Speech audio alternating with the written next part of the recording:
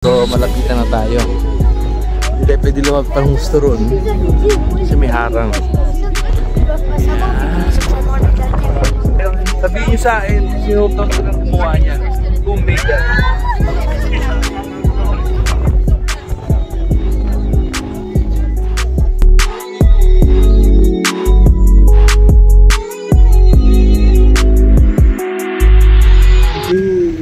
ano yan? Mag-divide na ano yan? Kasi ito ang ano, kaya kang bibili. Parang, huwag ko lang ha? Tanungin ko. Kasi ito mo. Hi! How come some people go for a walk? It's up to you if you want to go for a walk. It's possible, yeah. So some but people do. They still pay the same. Yeah. So basically, they make the walk through the landscapes because see a lot of the barrows, the curves, and stuff for them. But it is about a 35-40 minute walk roughly. So some people you 40 minutes? These buses will do it in about 4 minutes straight up. Then We go for the bus. Yeah. Ah, yes. Okay. Good morning. Good morning to you. Yes, right here. Yes. Ano gusto mo dito? Hindi. So excited ka na lang? Makita nito. Excited na ako kasi it's one of the part of history and you know, one of UNESCO heritage to. Pero may ayaw siya bayan namin eh. Yung mga ninuno namin daw naglagyan eh. Alam mo yung akala mo pag punta mo dito, yung nandiyan na yung mga bato, no? Meron pang pinaka main information area, magbabayad ka ng entrance fee na 27 pounds per person. And then may bus na itetake kayo doon papunta.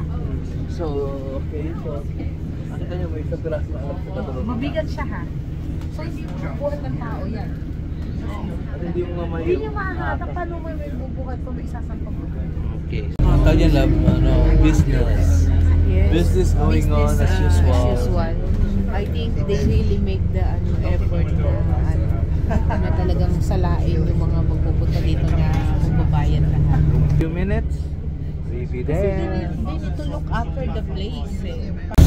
The crater, or Stonehenge Cursus, is an enormous rectangular earthwork defined by a bank and ditch about 1.7 miles in length and runs on the left-hand side parallel Siguro with the yung iba road you're they go for a walk and then on their way back they will catch the bus. You should be able to Kasi see it's some 35 to 40 minutes walk daw po sabi. These are the Cursus Barrows, the group of 19 early Bronze Age burial mounds, which were built a few hundred years after construction work at Stonehenge had ended.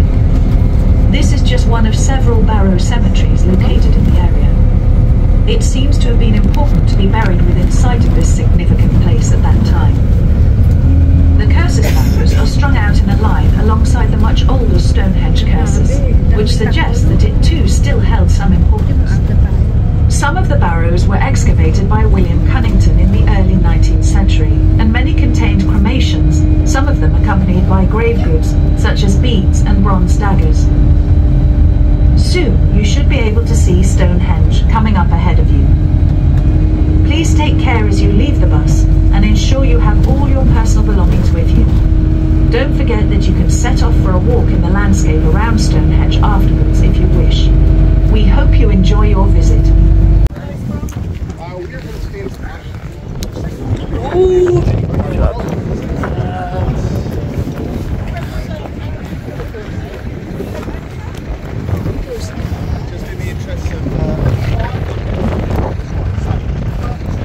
Lapitan na tayo, malapit na tayo sa bahay mo ba to?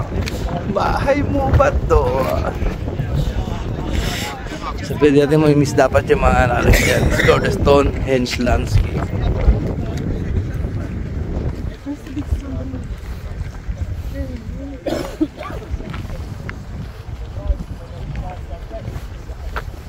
So guys, we're on our way walking towards Stonehenge na tayo.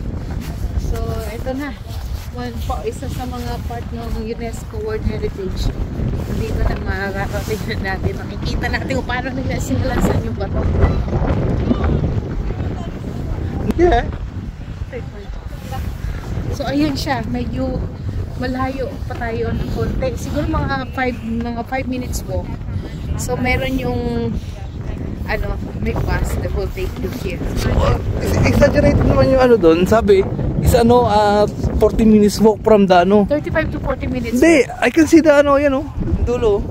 So it could be like 20 minutes walk lang. No thanks, I'm not gonna walk that way. Unless I'm going for a walk with Jok. Jok! Here we are! In a Stonehenge! Ano siya? So, yun lang ba malalakaran natin?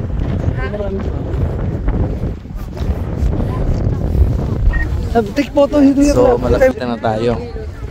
Hindi tayo pwede lumab pang gusto ron. Kasi may harang. So, ikot tayo sa kabila. Sa kabila. Sa kabila. Ayan ha. Ngayon, sabihin nyo sa akin, sino to ng gumawa niyan? Kung may dyan.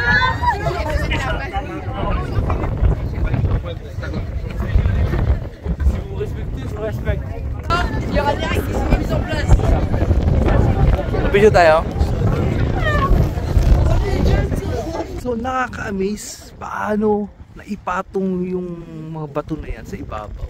Na yung mga panahon noon wala pa naman siguro mga malalaking mga machinery para may patong yan. Tapos sabi nila lahat daw yung naka-align. Yan yung mga bato na nakatayo na yan. Paano? Diba? Paano na build? Hindi lang dyan. May ibang position.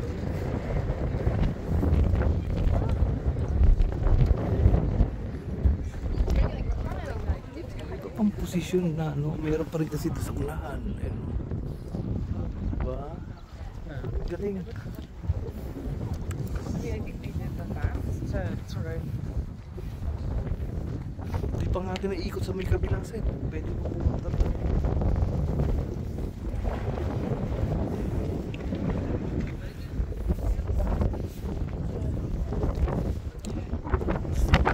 Straight to the sun. Yung ano niya sa sabihin yung position niya. Yung sun na yun lang.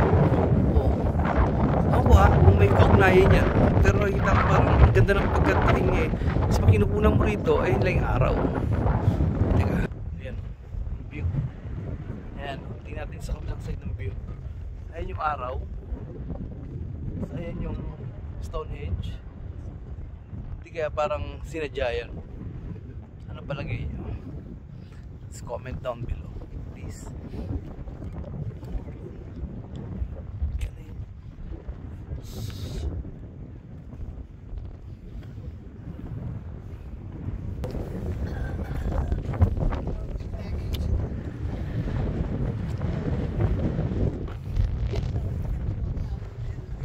Malamig siya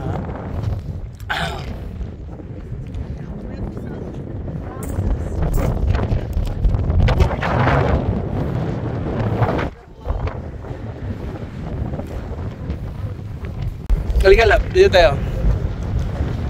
So, napunta tayo dito sa Stonehenge. Nakita nyo naman sa likod, daming tao. Tsaka mahangin, malamig. Nagawa ng hangin. So, ano sa palagay mo? Paano lang yun? I think ano yan, mga giant. Giant sa kanya. Sa akin guys, alien. So, comment lang ha. Kahit sinabi ko, A, giant, B, human, C, alien, D, Chinese. Alright? So comment down below. Marami pa tayong pupuntahan, maaga pa. Time check is only like 11 o'clock. 11 o'clock. Time check. It's 11:58. 11, oh, nearly 12 o'clock. So on our way to Southampton. Southampton! Here we come! Alright! Ay, nakita ko na naman ang kamukha ni Jok. Ayun o, ayun si Jok. Ayun o. Yan ba ganyan na? Kamukha ni Jok. Ayun.